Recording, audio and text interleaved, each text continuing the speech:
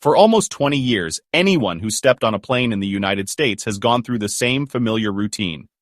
The last-minute scramble for tiny bottles, the careful and often messy pouring of shampoo and conditioner, the sad goodbye to a perfectly good water bottle at the security checkpoint. I'm talking, of course, about the TSA's 311 liquid rule. It's been a source of travel stress for pretty much everyone and has defined a whole generation of flying. But if you're getting on a plane in 2025, everything you've known about packing liquids is about to change. That future, where you can walk through security without ditching your favorite toiletries, is almost here. And this isn't just a rumor. This change is happening because of a huge leap forward in airport security technology. In this video, we're breaking down everything you need to know. We'll get into the new tech that's making it all possible, talk about which airports will likely get these changes first, and explain what this really means for your future trips.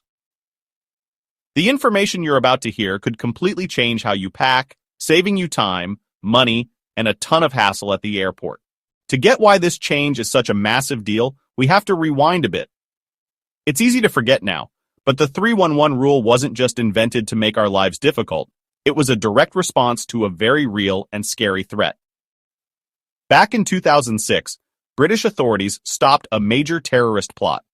The plan was to take down several flights across the Atlantic using liquid explosives that were disguised as regular soft drinks. It was a sophisticated plot, and it sent a panic through the aviation security world. All of a sudden, any liquid could be a potential weapon. The problem for agencies like the TSA was that the X-ray machines they had back then, which used simple 2D imaging, couldn't tell the difference between a harmless bottle of water and a dangerous liquid explosive. They could see the container's shape, but not what was actually inside, so the 311 rule was created as a way to lower the risk. The rule is simple, but it has controlled our packing for nearly 2 decades.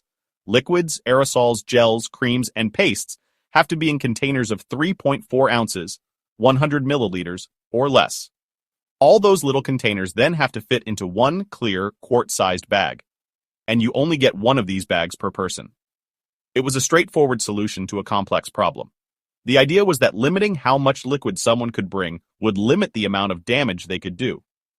It was a trade-off that put safety first, even if it meant a lot of inconvenience for passengers. For years, we just went with it. We bought the travel-sized toiletries, we learned to pack our liquids like chemists, and we all felt the pain of surrendering countless full-size sunscreens and water bottles at the checkpoint. It has been the most complained about part of airport security, a constant reminder of the threats that changed air travel forever. But the technology that made the rule necessary is finally getting an upgrade, and that's the key to this whole story. The reason for this huge policy shift is a piece of technology you might have already seen without realizing it: the computed tomography, or CT scanner. If that sounds familiar, it's because it's the same basic tech used in hospitals for medical CT scans, which create detailed 3D pictures of the inside of the human body. Now, the TSA is rolling out this powerful imaging technology at airport checkpoints all over the country.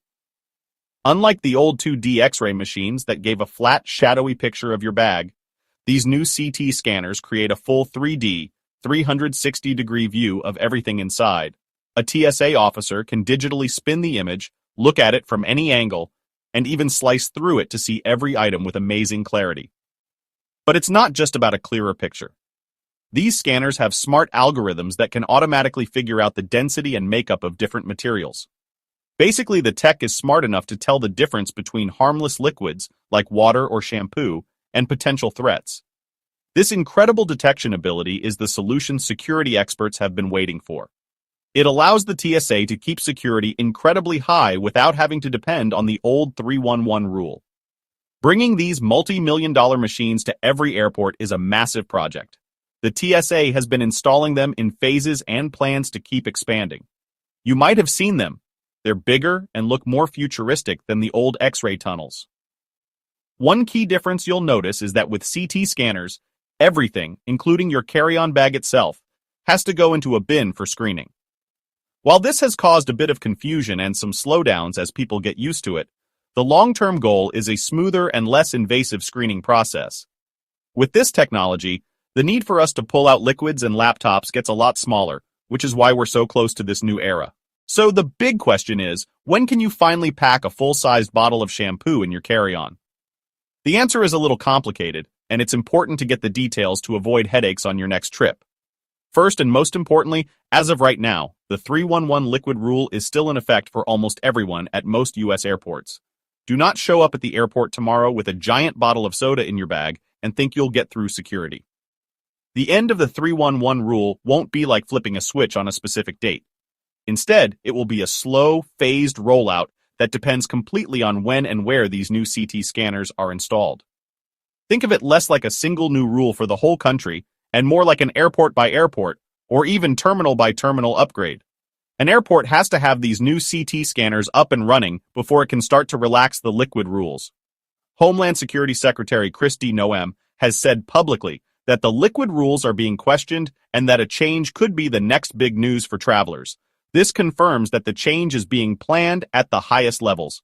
However, there is no official date for a complete nationwide phase-out yet. Some experts believe a full rollout could take many years as the scanners are deployed. So what should you do? For now, you have to check the specific rules for every single airport on your trip, including connections. It's very possible that your starting airport might have the new tech and allow bigger liquids, but your connecting airport or your destination for the flight home might not. This mix of different policies will be the reality for a while.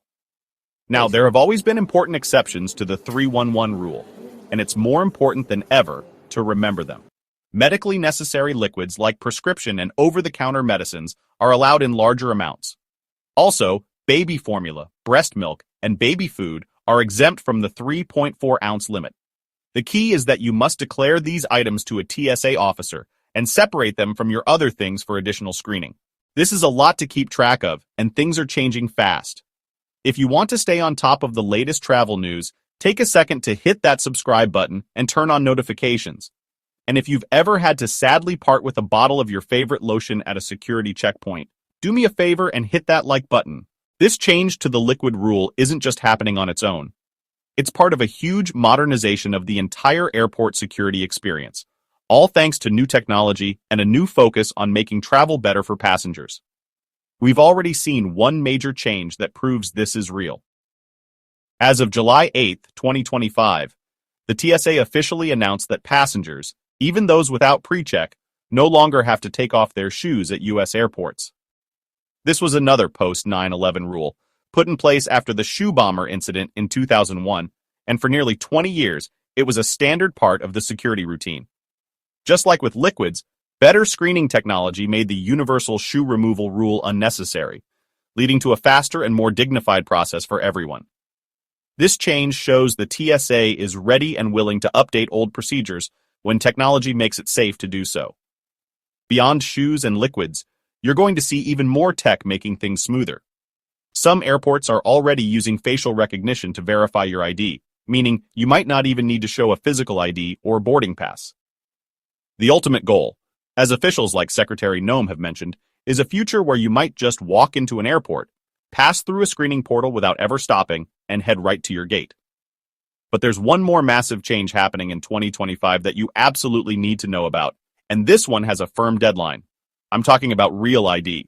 Starting May 7th, 2025, every traveler 18 and older will need a Real ID compliant driver's license or another accepted ID to fly within the U.S. A standard driver's license won't work anymore. You can tell if your ID is compliant by looking for a star in the upper corner.